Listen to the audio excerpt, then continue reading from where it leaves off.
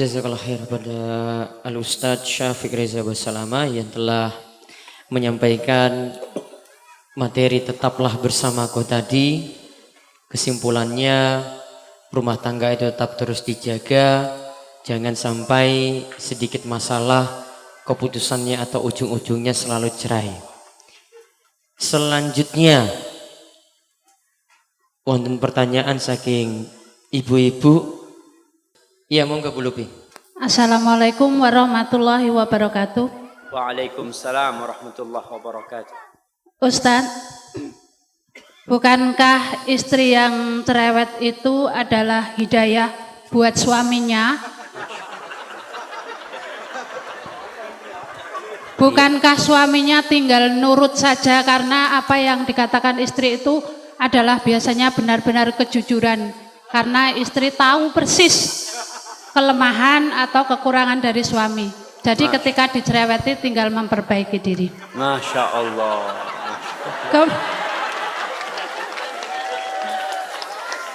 Kemudian kadang-kadang bukan istri yang tidak atau kurang bersyukur, tetapi suami itu senang dipuji.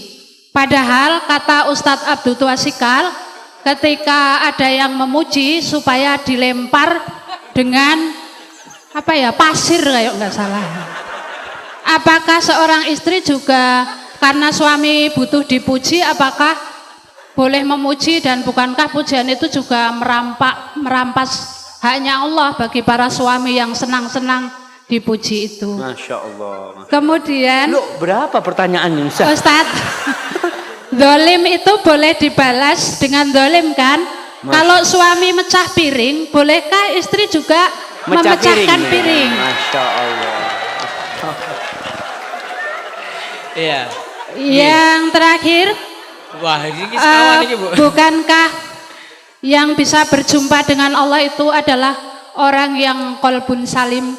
Kemudian bagaimana caranya untuk bisa qalbun salim?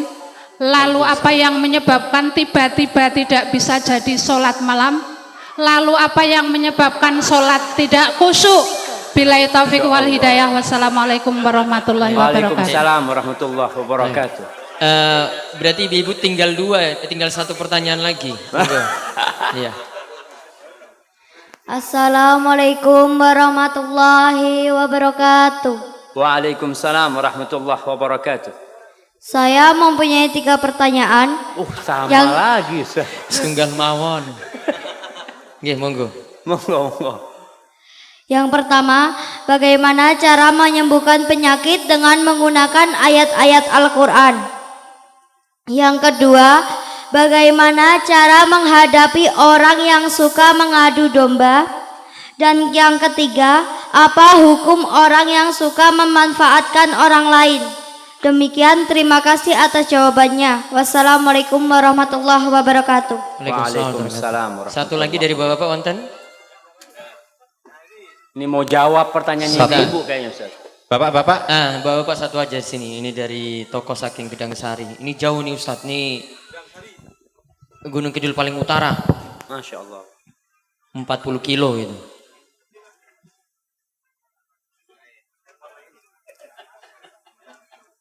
Oke, setunggal mawon Pak. Diringkes. Ustaz. Nggih. Assalamualaikum warahmatullahi wabarakatuh. Waalaikumsalam warahmatullahi wabarakatuh. Yang saya tanyakan sesuai dengan realita, Ustaz. Rumah tangga itu biasanya yang mencuci, yang memasak itu perempuan. Tetapi di rumah tangga saya dan dekat saya itu kok malah terbalik. Bukannya saya mencari menang, saya maafnya sudah 1000 maaf. Kemudian yang masak juga saya, yang nyuci juga saya. Istri cuma kebagian nyeteli katok. Itu aja kok belum bisa sakinah mawadah warahmah. Bagaimana Ustadz cara yang harus saya tempuh? Assalamualaikum warahmatullahi wabarakatuh. Baik, sampun nggih. Sampun. Yang pertama tadi Ustadz tentang bukankah istri cerewet itu malah manfaat gitu? Masya Allah. Itu gimana Ustaz? Iya. Iya, pertanyaan yang sangat indah sekali ya. Karena memang salah satu yang menyebabkan kesalahan itu berulang kali terjadi karena kita beranggapan itu tidak salah. Kita menganggap itu benar.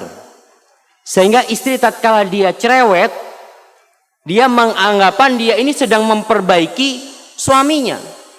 Ingat, di rumah itu ada pemimpin. Siapa pemimpinnya? Suami. Allah mengangkat suami sebagai pemimpin. Ar-rijalu qawwamuna 'alan nisa bima faddalallahu ba'dahum 'ala ba'din wa bima anfaqu min amwalihim. Fasalihat qanitat hafizatun lil ghaibi bima hafizallah. Kata Allah, sesungguhnya atau lelaki-lelaki itu adalah pemimpin bagi kaum wanita. Kenapa? Karena Allah telah memberikan kemuliaan kepada lelaki-laki.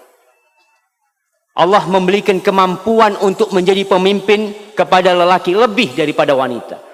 Yang kedua nih bapak-bapak, ingat nih. Lelaki menjadi pemimpin yang pertama karena bawaan lahir yang Allah berikan kepada dia. Anugerah ilahi. Yang kedua dikarenakan suami memberikan nafkah kepada istrinya. Maka sang suami mendapatkan kedudukan lebih tinggi kepada istrinya, memberikan nafkah kepada istrinya. Kalau sang suami tidak memberikan nafkah kepada istrinya, biasanya rumah tangga mulai pincang kepemimpinan suami. Karena suami tidak memberikan nafkah. Dia jadi pemimpin karena memiliki kewajiban memberikan nafkah. Berkaitan dengan pertanyaan ibu tadi, bukankah cerewetnya wanita itu hidayah bukan suami? Buat suami, ya Allah ibu-ibu, suami itu paling sumpek kepada wanita yang cerewet. Nah, betul bapak-bapak? Semangat bapak-bapak. Bagaimana cara memperbaiki suami? Ada caranya. Tidak harus dengan cerewet. Yang pertama, suami itu sebagai pemimpin tidak suka digurui. Ya namanya pemimpin. Mau pemimpin itu diprotes sama anak buahnya? Sulit. Tapi ada cara memperbaiki pemimpin. Karena ingat, itu pemimpin bapak dari anak ibu. Maka seorang wanita harus menampakkan penghormatan kepada suaminya, kepada pemimpin. Kalau ada yang ingin dia omongkan, ngobrol sama suaminya. Mas, kalau ada waktu aku ingin ngomong sesuatu, Mas. Ngomong sama suaminya di waktu yang tenang. Begini, Mas, mungkin aku yang salah, Mas ya. Aku ini cinta banget sama engkau, Mas. Baru ngomong. Kalau cerewet, Mas, sini. Duduk sini. Ribut itu rumah tangga. Karena pemimpinnya suami. Apa ada anak buah panggil pemimpinnya? Ya, kepada pemimpin nanti diharap kumpul sama anak buah. Nggak ada. Yang dipanggil anak buah dipanggil sini sama pemimpin. Ibu kan tujuannya memperbaiki suami. Bukan sok jadi jagoan, tidak. Tanyakan, Mas yang kayak gini nih bener enggak Mas ya? Pura-pura tanya. Padahal mau ngasih tahu sama suami. Enggak masalah dengan cara seperti itu. Mudah-mudahan suaminya jadi ngerti. Karena tujuan kita itu adalah bagaimana perubahan terjadi di diri suami. Duduk, nggak perlu umpamanya ketika duduk mengatakan qala Allahu ta'ala. Allah berfirman. Masya Allah. Jadi suaminya kayak diceramain gitu, Masya Allah. Orang suaminya diceramain ustadz belum tentu dengarkan. Apalagi diceramain istri.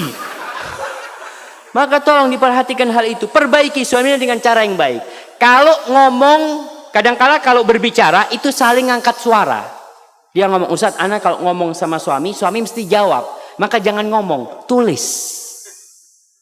Tulis, karena kalau nulis itu insya Allah bisa memilih kata-kata yang baik.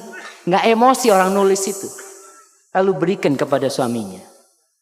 Begitu pula bapak-bapak. Kalau ingin menasehati istrinya, jangan di depan anak-anak, jangan. Jangan di depan orang, jangan. Ketika semua anak-anak sudah tidur ya, di kamar berduaan, katakan kepada istrinya, Dek, nggak ada wanita yang lebih aku cintai daripada dirimu di muka bumi ini. Masya Allah. Itu istri dapat kayak gitu, Masya Allah. Baru kasih nasihat. Tapi kalau ngasih nasihat, Dek, aku benci sama engkau. Allahu Akbar. Yang kedua tadi langsung terjadi piring yang saling pecah, jemaah. Baik Ustaz, mungkin seperti itu kalau ingin memperbaiki suaminya, karena wanita ini yang solehah adalah yang tunduk dan taat kepada suaminya. Taat sama suaminya. Hadza wallahu a'lam bishawab, dan wanita yang taat itu insyaallah akan menjadi penghuni surga Allah Subhanahu wa taala. Baik. Yang kedua, ini pertanyaan nggak perlu dijawab semua Ustaz, waktu antum terbatas. Gimana kalau zolim tadi dibalas zolim? Masya Piring Allah. pecah dibalas piring pecah. Insya Allah. Makanya mungkin harus ganti piring jamaah. Orang kalau suka dolim-doliman kan lempar-lemparan piring. Kalau cuma punya satu lusin di rumah nggak cukup dolim-doliman itu jamaah. Bukan jamaah. Allah Subhanahu wa taala menjelaskan kepada kita bagaimana menghadapi orang yang zalim. Bagaimana menghadapi syaitan dan bagaimana menghadapi manusia. Kalau menghadapi syaitan tidak ada cara kecuali a'udzubillahi minasyaitonir rajim.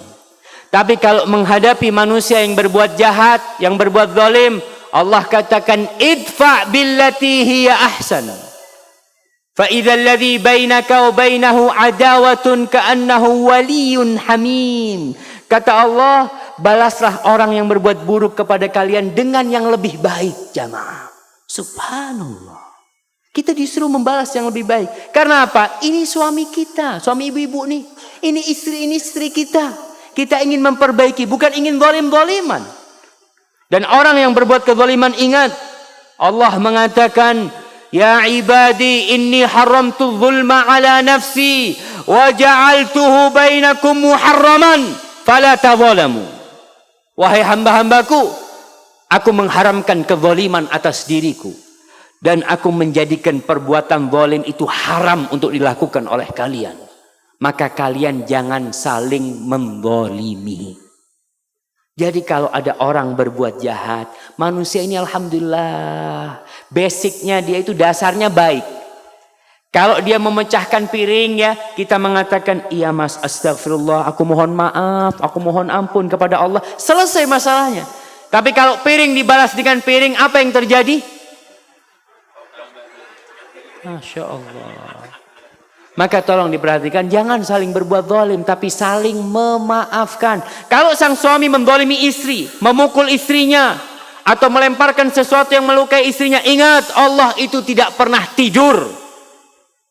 Dan Allah mencatat hal itu. Serahkan kepada Allah Jalla Jalal. Hadza wallahu a'lam bishawab. Naam.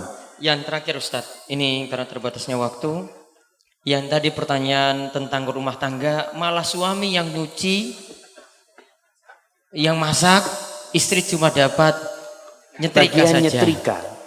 Dan dia merasa rumah tangga ya tidak sebaik kalau dijalani seperti itu. Bagaimana Ustaz? Subhanallah. Kenapa kok bapak yang masak?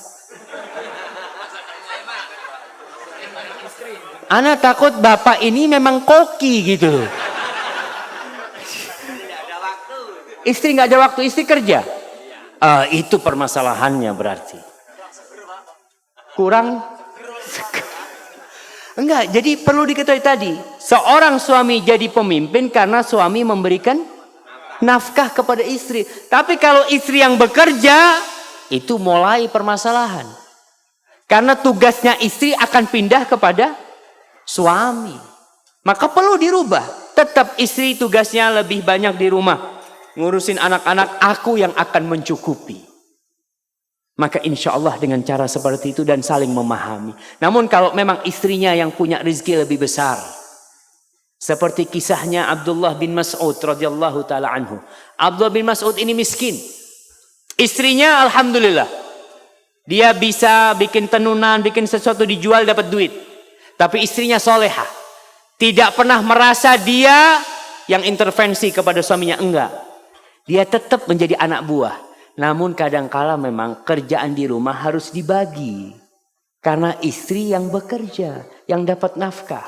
Selama kerjaan istri itu halal dan sesuai dengan syariat, ya kita harus saling memahami. Tapi seorang suami tetap harus berusaha bekerja untuk memenuhi kebutuhan rumah tangga.